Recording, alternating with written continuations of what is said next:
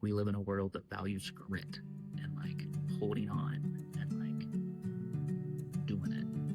And holding on tight to things doesn't always serve us.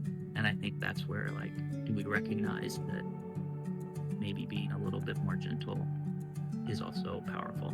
Like being able to release my grip on an idea or a belief is like, there's learning in that, and that is extremely powerful for not only ourselves, but for the people in our lives.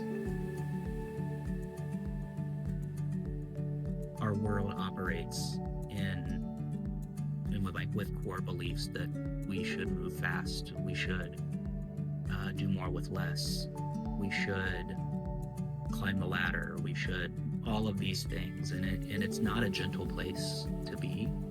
And I think for me, I'm wrestling with how do we bring gentleness and pursuit of what matters to us, like how do we bring these things together. And right now, I think we are over-indexing on this performative, success-driven way that I see so many people, like that's the narrative and that's the way that they are operating.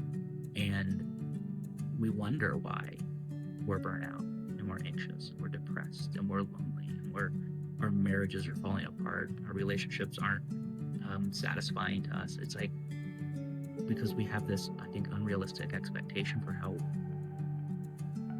we should live. And what if we just learn to slow down and breathe and be with ourselves and with other people? I think there's so much value in that.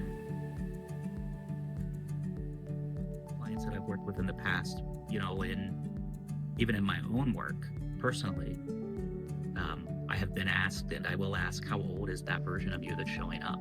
And I think in boardrooms, at home, around dinner tables, driving your car, there are, I forget who said the quote, but we are every age we have always been.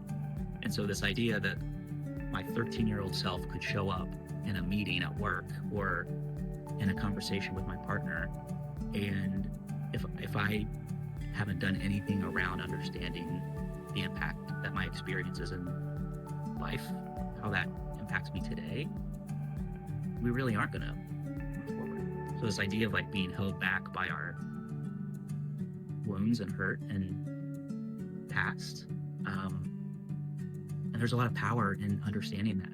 And it's like, if I want to be a leader, if I want to be a partner, or if I want to, like, whatever type of person I want to be, we have to first know like who we are and how we got here.